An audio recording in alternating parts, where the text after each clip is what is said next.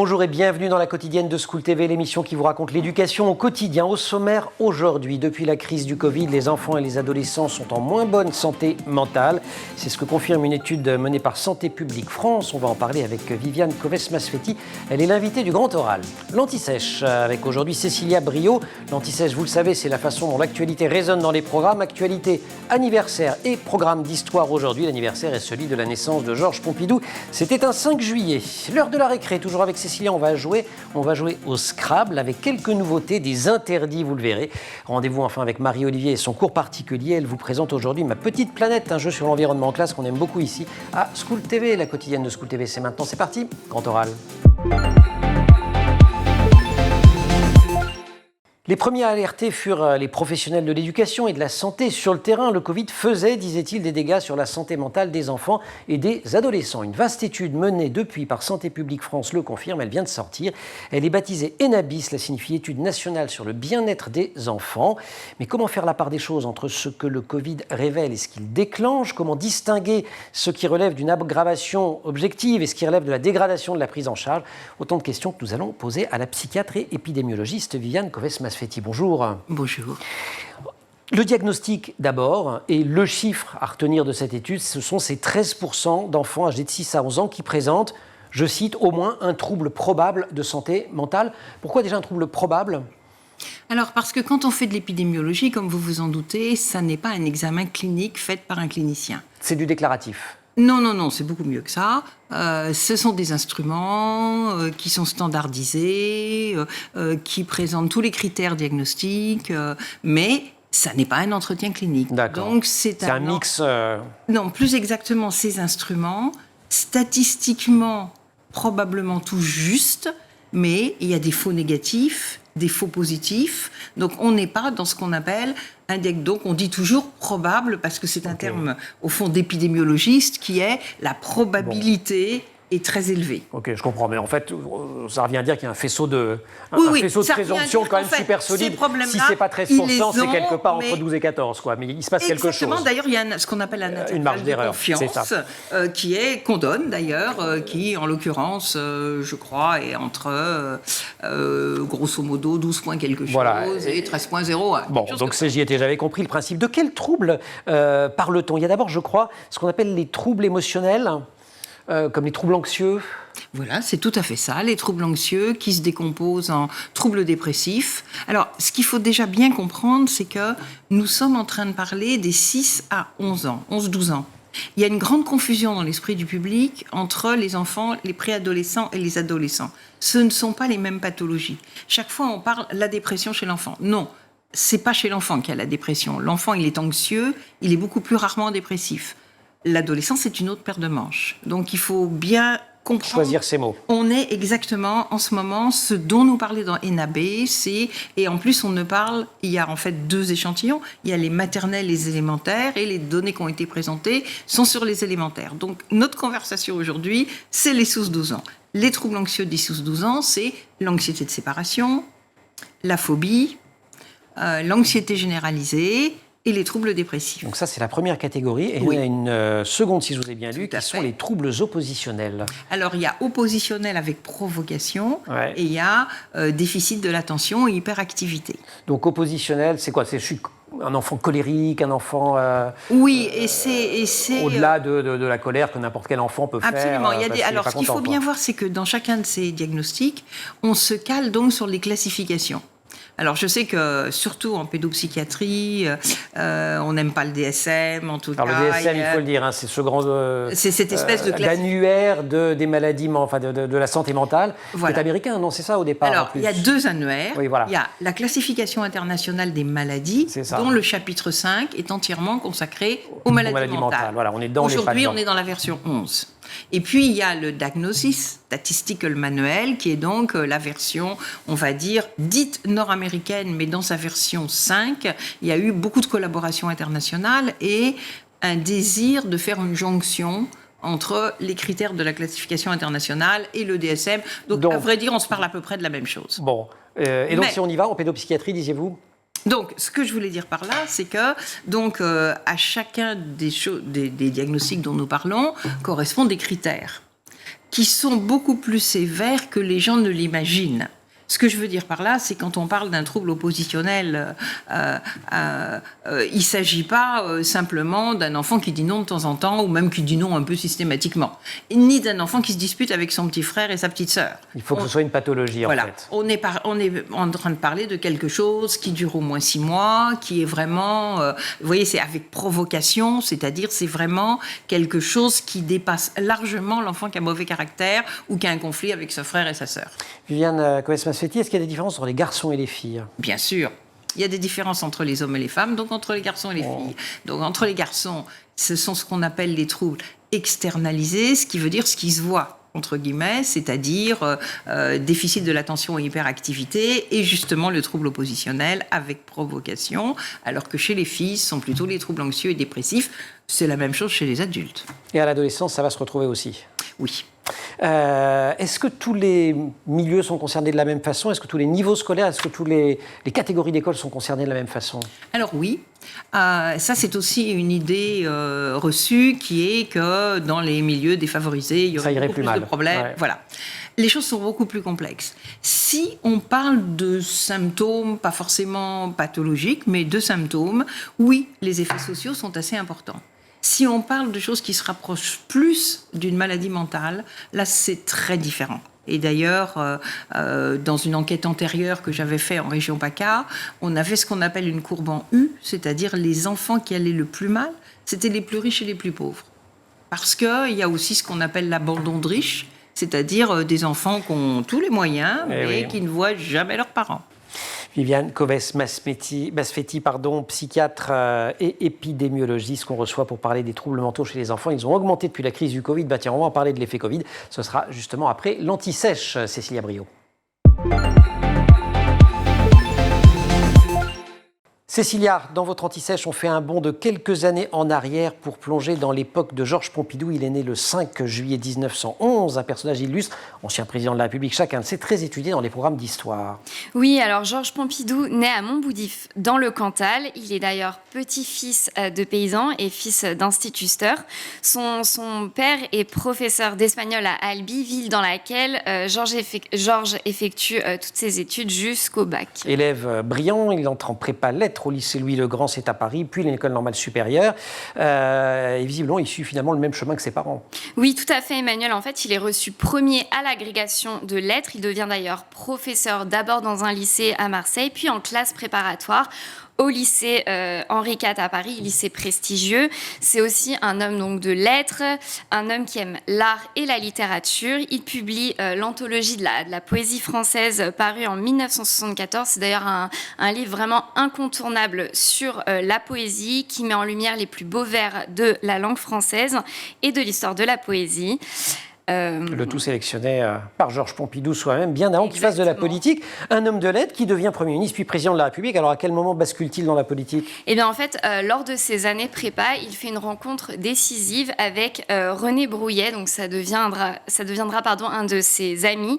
Et cet homme lui permet de rentrer au cabinet du général de Gaulle en septembre 1944. Et là, il va occuper le poste de chargé de mission sur les questions d'éducation.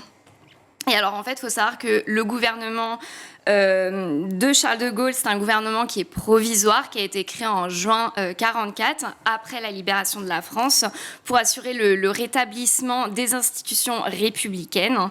Et voilà, et ça dure que jusqu'en janvier 1946. Là, de Gaulle sortir de la vie publique pour quelques années, 12, exaspéré par les querelles partisanes de l'époque, mais Pompidou, lui, il reste pas loin. Oui, en fait, c'est vraiment un homme de confiance. De Gaulle a vraiment une confiance aveugle en lui. Pompidou, pendant ce temps-là, il rentre au Conseil d'État, ça demeure un fidèle collaborateur, un conseiller de Gaulle pendant sa longue traversée qui durera 7 ans. Il est également directeur général au sein de la banque Rothschild en 1958. Et en 1958, retour du général de Gaulle au pouvoir, et là il est nommé directeur de cabinet de Gaulle et appelé à la présidence du Conseil. Oui, alors on est en 1958, il faut savoir qu'on est toujours sous la 4e République. René Coty, qui est le président président de la 4e République, le dernier d'ailleurs. Il appelle De Gaulle donc à gérer la crise algérienne, et donc De Gaulle, pour s'épauler de gens de confiance, fait appel à Pompidou et le nomme directeur de cabinet. Et alors ensemble, ils vont participer à l'élaboration de la Constitution de la 5e République. Pompidou qui est membre du Conseil constitutionnel à ce moment-là, jusqu'en 62. Oui, exactement. Et alors en 62, De Gaulle le nomme Premier ministre jusqu'en 68. C'est vrai que les Français connaissent peu Pompidou. Pompidou a été dans l'ombre de De Gaulle depuis 1944, mais il faut savoir que en tant que Premier ministre, il se révèle vraiment efficace lors des événements de mai 68, où il désamorce le conflit social avec la signature des accords de Grenelle et le malaise des étudiants avec la réforme de l'université. Mais néanmoins, Emmanuel, faut bien se douter que les tensions, elles continuent de grimper entre les deux hommes sur la politique à mener. Pompidou qui démissionne, on est en juillet 68, et qui va se présenter en 69 à l'élection présidentielle, et il est élu. Oui, il est élu avec 58% des voix. Alors, s'il faut savoir qu'il s'inscrit dans la politique de Gaulle, Pompidou, c'est quand même un président qui est assez moderniste. Il dirige une France où le taux de chômage est faible, où la croissance économique est forte et où on inaugure un collège par jour. Il participe d'ailleurs activement au développement industriel de la France en lançant par exemple le projet du TGV, donc le fameux train à grande vitesse. Il développe le réseau autoroutier. Il s'investit fortement dans tous les secteurs clés, notamment l'automobile ou encore l'éducation nationale, où le budget d'ailleurs de l'éducation passe de 9 à 17%. Et puis c'est un passionné d'art. Exactement, donc passionné d'art. Il conduit aussi le fameux projet du Centre culturel Georges Pompidou à Paris, qui est inauguré après sa mort en 1977, et c'est d'ailleurs l'un des musées les plus importants d'art moderne au monde. Voilà. Et il meurt en 1974, il ne le voit pas, le musée. Oui, en fait, il meurt le 2 avril 1974 chez lui d'une maladie du sang, 2 ans avant la fin de son mandat. Merci, c'est bien une maladie qu'il a longtemps cachée aux Français. Il est le seul président de la 5e République à mourir en plein mandat. Merci pour cette anti-sèche. On joue au Scrabble tout à l'heure ? Oui, exactement. Grand oral, Viviane Coes-Masfetti. La crise du Covid a-t-elle révélé, créé ou accru les troubles mentaux chez les enfants ? On va en parler avec la psychiatre et épidémiologiste Viviane Coes-Masfetti. Je vous ai vu me faire des gros yeux quand j'ai dit je ne sais plus quoi d'ailleurs. Pourquoi vous m'avez fait des gros yeux ? Parce que je trouve qu'affirmer que la crise du Covid a augmenté les problèmes de santé mentale chez l'enfant... on n'en sait rien. Peut-être, peut-être pas. Eh vous avez raison. Mais vous voyez, c'est exactement la question que je me pose ici. Est-ce qu'elle a révélé, accru ou créé les problèmes ? Ce sont les bonnes questions. Et en fait, en vous lisant, et en lisant un certain nombre de vos consoeurs et confrères, j'ai eu l'impression, en préparant l'émission, qu'au fond, les 3 réponses coexistent. Alors, si on se place sur un plan strictement épidémiologique, pour pouvoir dire ça a augmenté, c'est pas compliqué. Il faut avoir une mesure avant, faite dans les mêmes conditions. Et là, on dit, on compare. Ouais. Alors, c'est vrai, il faut. En 2005, donc longtemps avant, on a fait une enquête en région PACA avec pratiquement les mêmes instruments. Et donc, on est entre 2005 et 2021, et on trouve à peu près les mêmes taux. Donc, on ne peut pas dire... Alors, bien entendu, l'enquête précédente était uniquement sur une région, les instruments... Voilà. Okay. Ce n'était pas exactement la même, mais quand même. Elle se ressemble beaucoup. Disons qu'on ne peut pas dire que ça a flambé. Alors, après... Pourquoi cette sensation, alors, que ça a flambé ? Alors... la deuxième chose que je voudrais dire, c'est que, si vous voulez, le Covid a été un traumatisme. Un traumatisme, pas forcément un traumatisme comme un traumatisme de guerre, mais ça a été quand même, ça a été une épreuve, bien évidemment. Et on peut, par exemple, se comparer à d'autres épreuves. Par exemple, on a des données sur les événements du 11 septembre à New York. Quand même, 11 septembre à New York, voilà. Donc, un épidémiologiste célèbre, Sandro Galea, avait la chance d'avoir des mesures, on se parle de la même tranche d'enfants, des mesures avant, des mesures au moment juste après le 11 septembre, à 3 mois, à 6 mois. Que publie-t-il ? Avant, il y a un certain niveau. Après, les événements, il y a une montée en flèche. À 3 mois, ça a diminué de moitié. À 6 mois, c'est revenu à la normale.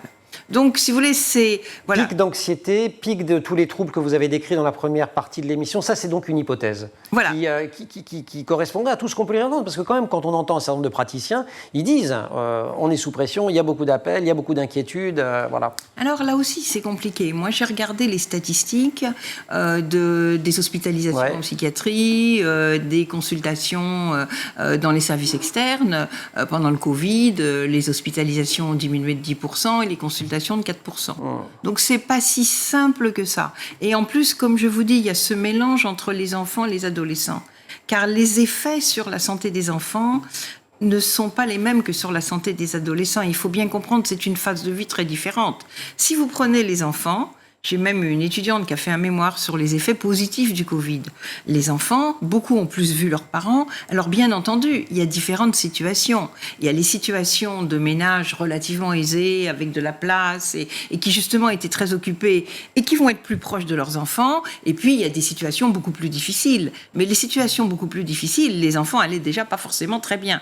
Donc, si vous voulez, ça a probablement accentué certaines choses. On a parlé de la violence familiale. Oui, bien sûr. Voilà. Mais si vous voulez, il faut voir que dans beaucoup de situations, je parle pour les enfants, la situation était très bénéfique.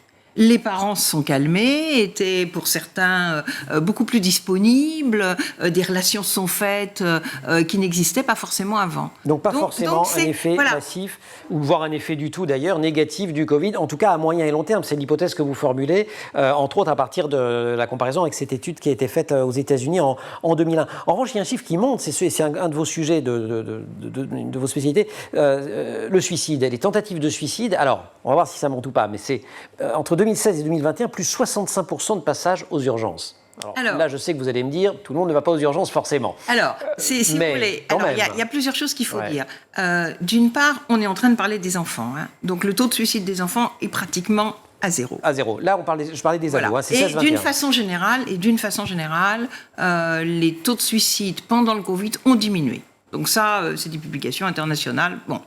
Après, il y a quelque chose qui a fait beaucoup de bruit en France, qui est les données de Au Secours. Alors, qu'est-ce que c'est que Au Secours ? Au Secours, ce sont toutes les entrées aux urgences qu'on regarde semaine par semaine. Alors, moi, j'ai entendu et j'ai lu dans les journaux une épidémie de tentatives de suicide. Alors, comme je vous ai dit, on va revenir aux chiffres. De quoi parle-t-on ?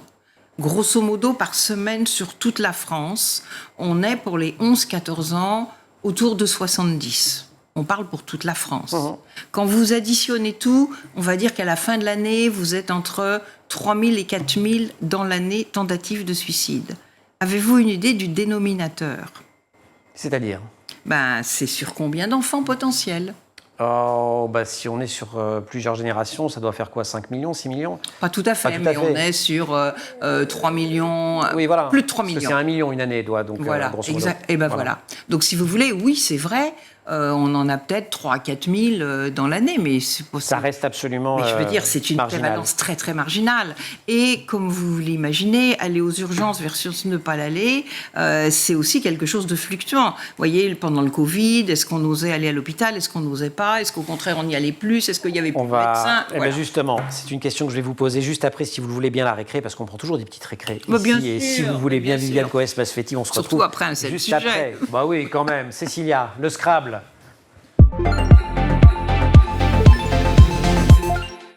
Rebonjour Cécilia. Rebonjour Emmanuel. Vous jouez au Scrabble ? Évidemment. Alors, on va jouer au Scrabble ? Vous aimez ça ? Oui. Et vous, Emmanuel ? Ouais, j'aime bien, moi. Vous aimez ? Super. En plus, c'est vraiment la bonne période, je pense, pour parler des jeux de société, pour plonger dans les jeux. Les vacances, elles arrivent, on joue aux jeux de société en famille, on se dispute avec son oncle pour savoir si le mot week-end est accepté. Voilà. Et il y a des nouveautés. Vous avez scruté les documents de la Fédération internationale de Scrabble francophone. Exactement. Alors en fait, la Fédération internationale de Scrabble francophone a publié dans un communiqué une information qui est cruciale. Elle a décidé de bannir 64 mots du dictionnaire officiel du Scrabble. Donc des mots qui étaient là avant. Exactement. Et pourquoi alors ? Les origines, elles sont éthiques. Les mots sont jugés misogynes, homophobes, racistes. D'accord. Exemple ? C'est là où je rigole Sans beaucoup. rouler. Hein, mais vous allez dire des gros mots à la télé? Oui, alors on va rester soft, hein, Emmanuel. Pas tant que ça, je sais ce qui arrive. Alors, interdiction d'utiliser le mot Bosch. Bon, c'est vrai que c'était pas gentil pour les Allemands. Voilà, Asiate. Non, pas très gentil non plus. Tarlouse. Oui, pas gentil. On monte crescendo quand même. Hein. Goudou. Ouais, non, c'est pas bien non plus ça. Le mot poufias. Oui, ça, non, je rigole. Non, pas gentil du tout non plus. Dis donc, c'est pas bien. Et alors, tous les mots en... Oui. Non, mais j'ai rien à dire. Non, je sais pas, je vous ai senti réagir. Et alors, les mots en lop aussi, mais ça, on va pas les prononcer. Oui, on arrive à un niveau de gros mots qu'on dit pas à l'antenne. Voilà, l'objectif, Emmanuel, donc, c'est d'être plus inclusif. C'est ça. Et l'entreprise Mattel, qui est le propriétaire du jeu, explique que le choix des mots, en fait, comme dans la vraie vie, est important. Donc, les mots ont le pouvoir de renforcer, d'encourager, d'honorer, mais aussi peuvent être utilisés pour affaiblir, décourager ou manquer de respect. Et on ne met pas de ça dans le Scrabble. Ce sont des changements qui, officiellement, on a le droit de les mettre en œuvre dès maintenant. Mais ensuite, dans le règlement international du Scrabble, ça prendra effet le 1er janvier 2024. S'ils interdisent des mots, ils en autorisent d'autres peut-être aussi. Oui, il y a près de 750 nouveaux mots qui vont faire leur apparition. Ah bah c'est beaucoup mieux que 64 énorme. Interdits, ça, ouais. Voilà. Donc maintenant, vous aurez le droit d'utiliser le mot woke. D'accord. D'où le wokisme. 10 pour les troubles 10. Des YS. Voilà. Kiff. Ça, c'est les jeunes, hein, ils utilisent ça, le kiff. Ou wesh. Wesh. Voilà. Et d'accord. donc, apparemment, le mot wesh avec un C, ça, c'est validé, mais là, c'est avec un S qui est aussi validé, du coup.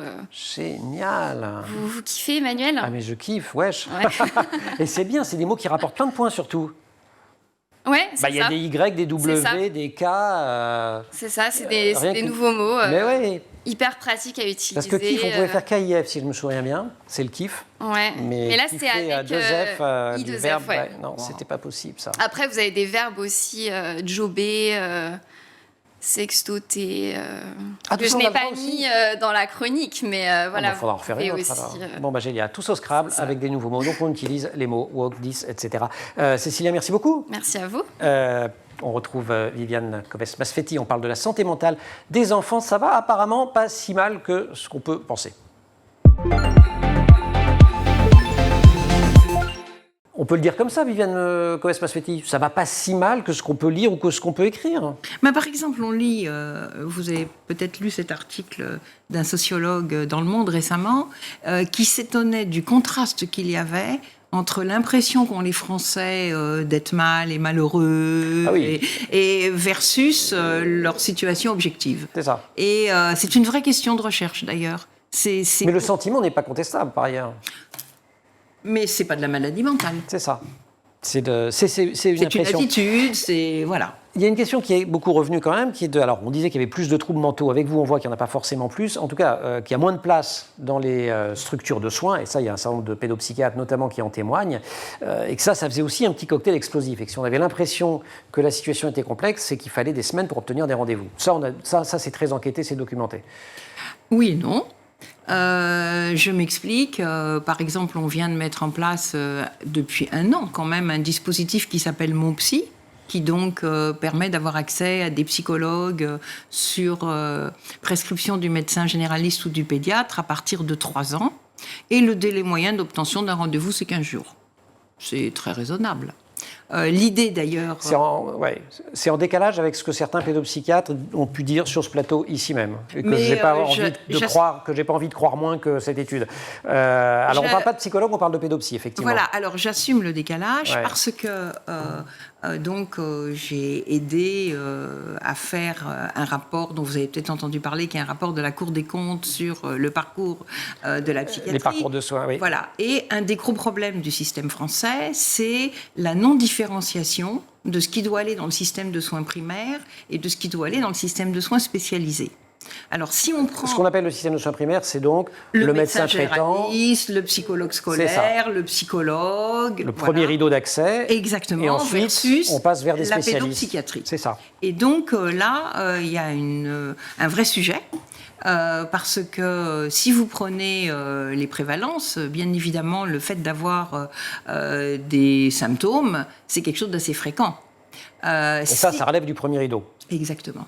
Et donc, nous, en France, on a un gros problème entre le premier et le second. C'est-à-dire, le second est écrasé parce qu'en fait, il reçoit et le premier et le second.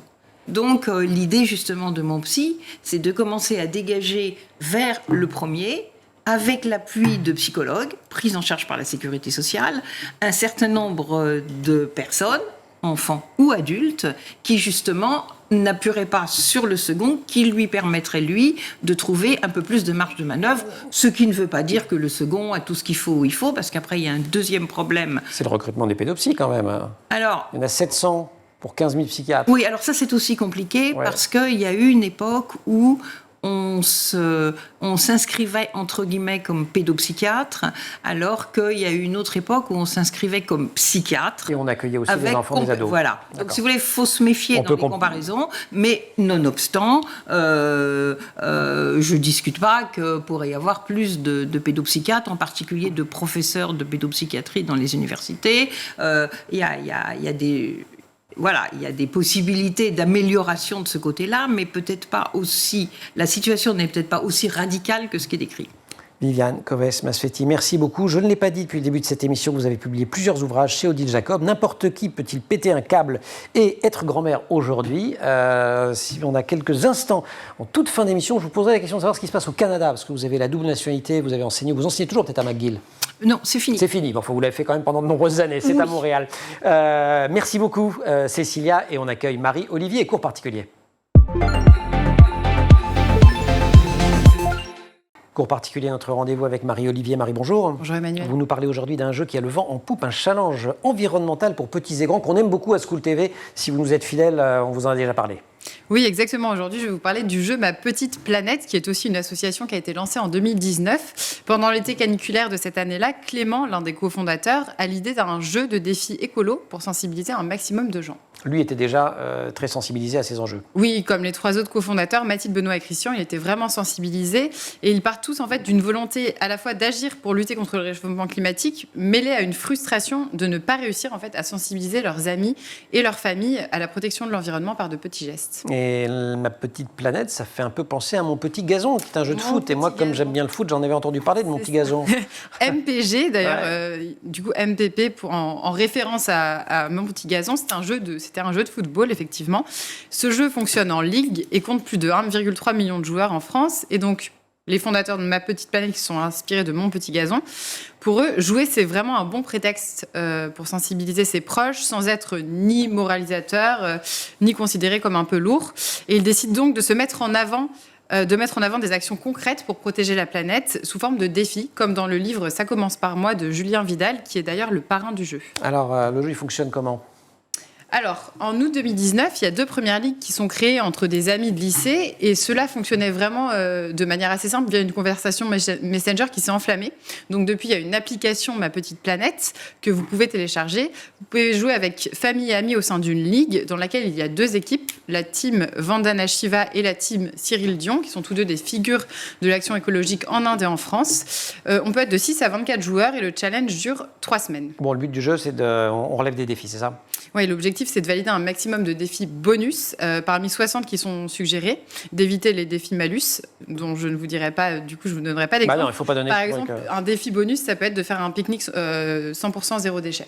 Ok.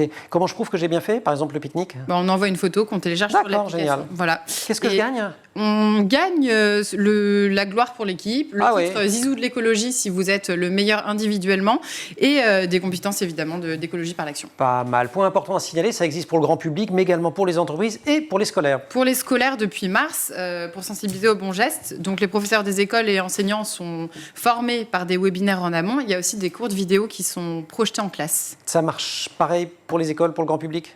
Oui, il y a 3 semaines, une ou plusieurs ligues. Une ligue, c'est une classe de 10 à 40 élèves. Et il y a des défis aussi pour les enfants. Donc, par exemple, cuisiner des légumes avec un membre de son entourage, plus 4 points. Ou encore mieux, plus 10 points si on fait une proposition à son chef d'établissement pour rendre l'établissement plus écolo. D'accord. Et les enfants, ça marche, ça prend ? Oui. Pour les enseignants et les enfants, c'est un vrai atout, puisque ça donne un sens ludique et collectif aux actions à mener pour la protection de la planète. Il y a une enseignante de CM1, Marie, qui dit que ça a aussi renforcé la cohésion élèves, enfants et parents. Ça, c'est dans top. l'école. C'est gratuit de jouer, j'imagine. Et c'est pour gratuit, la bonne cause. tout à fait, c'est financé par les partenaires, donc c'est totalement gratuit si vous voulez mettre cela en place dans votre classe. Et le jeu est utilisé majoritairement en France, mais aussi dans d'autres pays, et la version anglophone vient de sortir. Super. Ils sont en partenariat avec l'Éducation nationale? Alors, ils le veulent, hein. Objectif. Pour l'instant, c'est pas Bon. le cas, mais c'est l'objectif de créer un partenariat. Allez, l'Éducation pour que les enfants nationale, fassent ça. sauve la planète pour une fois. Fais un partenariat avec la petite planète. Marie, merci beaucoup. Viviane Masfetti, merci beaucoup. Si vous voulez bien, vous allez revenir dans l'émission, parce que moi, j'avais plein d'autres questions à vous poser sur le Canada, puisque vous avez longtemps enseigné à McGill. Et puis, on pourrait aussi parler des grands-mères, puisque je rappelle que vous avez fait un bouquin sur l'art d'être grand-mère. C'était chez Odile Jacob. Merci de nous avoir rendu visite aujourd'hui, et merci à toute l'équipe de l'émission. Laure Audemont au maquillage, Marine Plantec, assistée par Emma Frari en régie, au son Maxence Mougin, Ulysse Touré à la réalisation. Vous restez sur School TV, vous nous retrouvez nous en permanence sur Internet et sur les réseaux sociaux.